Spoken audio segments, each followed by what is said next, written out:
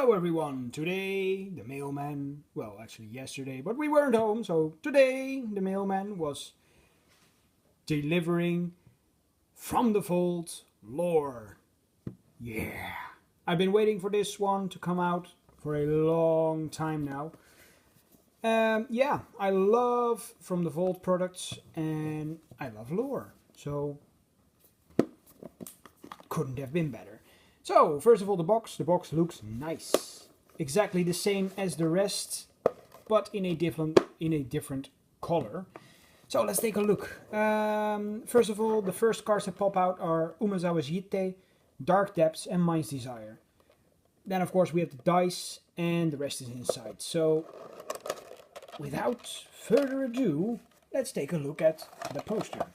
Because, honestly, everyone wants to see it. No? Nobody wants to see it? Well, too bad. We're going to take a look at it. Ha!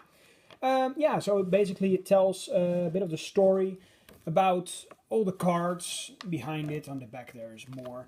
Yeah, I don't know. I like these things. I always keep them. So, in this case as well. But this is what everyone likes. So, 3 packs of cards, each consisting 5 additional cards. And dice. There it is. It's blue and black. With a little tower and a scroll. It's a spin down. So, yeah, you don't have to search for the numbers.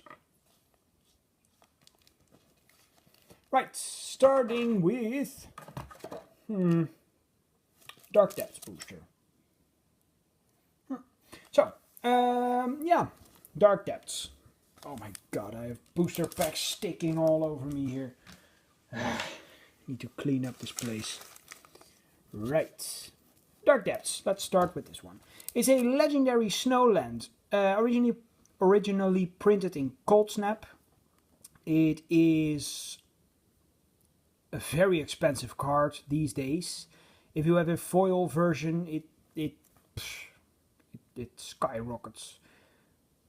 I don't know. What is the price today? $300? Euros? Something like that. So, what does it do? It comes into play tapped. No, it doesn't. It comes into play with 10 ice counters on it. Cool. If you pay 3, you can remove an ice counter from Dark Depths. When it has no longer any ice counters on it, you sacrifice it and you put a legendary 2020 black avatar creature token with flying and indestructible named Maridlash onto the battlefield. Yeah, this was one of the stories from Cold Snap. Cold Snap was... there was never a book released for Cold Snap. With the Fat Pack, back in the day, you got a novel. There were 3 novels that depicted the Ice Age block. First of all, you had The Gathering Dark, which was basically the story for The Dark. Then you had the book for Ice Age, Eternal Ice it was called. And then the book for Alliances. And that book was called Shattered Alliances. That's what it was called. Now, when Cold Snap got released, the official Ice Age block was not the Dark Ice Age Alliances. It was Ice Age Homelands Alliances. But since Homelands has a totally different story, they scrapped it from that block, placed it as a single set, and replaced the final set with Cold Snap to wrap things up. So it takes place after the after the Ice Age block, and Dark Depths is one of those things that when the ice starts to melt, people start seeing old stuff that's been hidden under the ice for hundreds of years. One of these things is Maridlash, and it has ice counters, so that, yeah, that depicts the melting, I believe. So we have Dark Depths, and obviously Maridlash himself, or herself. So, 2020 Flying Indestructible token, which can only be used by Dark Depths. Awesome. Then we have Beseech the Queen from Lorwyn. Or was this? No, wait, it was Shadowmoor. It is 3 black, or 6 colorless, or anything in between, as you can see here by the hybrid symbols. It is a sorcery. Search your library for a card with converted mana cost less than or equal to the number of lands you control. Reveal it and put it into your hand. Then shuffle your library. I never liked Lorwyn block, Shadowmoor block, so I don't know the story about it. Apparently, this is Una, the Queen of the Fae, and I don't know much about her. So I cannot tell you the story of this card particular. But let's take a look at the flavor text. Those who hear her go mad with inspiration. Oh, okay. Alright, next up, Cabal Ritual. Originally from Torment, a new art, as we can see. 2 mana, instant, add 3 black mana to your mana pool. If you have Threshold, add 5 mana to your mana pool instead, if 7 or more cards are in your graveyard. The Patriarch is long dead, but his name still stains the lips of cultists. Yeah, in Torment you had the Cabal, which was a sect, and the Patriarch was their leader, if I recall correctly. And they just practiced dark magic and rituals and stuff like that. So basically that's that. Then we have Conflux. Conflux, this is the hand of Nicol Bolas. Conflux was basically the regathering, the reforging of the 5 shards of Halara into one single world. Way back, it was one world, but it got shattered into 5 pieces, and now Nicol Bolas brought them back together, or tried to, and succeeded eventually. So yeah, in Conflux, this card is from the very same set as the card name, Conflux. It is 8 mana, 3 colorless, 1 of each other color. It's a sorcery. Search your library for a white card, a blue card, a black card, a red card, and a green card. Reveal those cards and put them into your hand. Then shuffle your library. Sweet. So that's the first pack. Now let's take a look at the next one. First of all, we have Mind's Desire. As you saw it before, I flipped this open to rip it open. Mind's Desire was first printed in the Odyssey block, and here we can see the Odyssey, the Mirari, sorry. The Mirari was an object, if I recall correctly, that if one's mind's desire was great enough, they can actually create it, get it, something like that. I haven't really read the entire story of Odyssey. I got into reading the books by Onslaught, so I read the Onslaught block, but not the Odyssey block. But that's what I can remember from other people telling me about the Mirari. So it is 6 mana, 2 blue, 4 colorless, sorcery. Shuffle your library. Then exile the top card of your library. Until end of turn, you may play that card without paying its mana cost. And it has Storm, so you can cast this, when you cast a spell, copy it for each spell cast before it this turn. And it has a new art. Cool. Then we have Momere Vic, the Simic Visionary. Yeah. From the Ravnica block set Dissension, leader of the Simic. He cost 3 colorless, 1 green, 1 blue. And it's a 2/2 legendary elf wizard creature. So whenever you cast a green creature spell, you may search your library for a creature card and reveal it. If you do, shuffle your library and put that card on top of it. Then, if you cast a blue creature spell, reveal the top card of your library. If it's a creature card, put that card into your hand. Nice. And if you play a blue and green creature, then you can choose which one you resolve first. So, next up, Near-Death Experience. Yeah, this is quite a recent story thingy in which Gideon is overwhelmed by the Eldrazi and has has a near-death experience. So, this card is an enchantment. It has 5 mana, 3 white, 2 colorless, and at the beginning of your upkeep, if you have exactly 1 life, you win the game. Simple as that. Obliterate. Ah, yes. The story of how Barin, the master mage of Tellurian, the Tellurian Academy, sacrificed himself when he got nothing left to lose to just stop the invasion of Dominaria. This card is 8 mana, 2 red, 6 colorless. Obliterate can be countered. Destroy all artifacts, creatures and lands. They can't be regenerated. For his family, Barin made a funeral pyre of Tellurian. Yeah, before this he lost his wife, he lost his daughter to the Phyrexians. And in this spectacular finale, he sacrifices himself and yeah, he puts a halt on that specific area in the Phyrexian invasion. Next up, Phyrexian Processor. Speaking of the Phyrexians, yeah. 4 mana, it's an artifact, and as it enters the battlefield, pay an amount of life. For 4, and tap, put an XX black minion creature token onto the battlefield, where X is the life paid, as Phyrexian Processor entered the battlefield. I believe I already showed you guys this card from the World Championship deck from John Finkel, the artifact deck, yeah, which had a different art.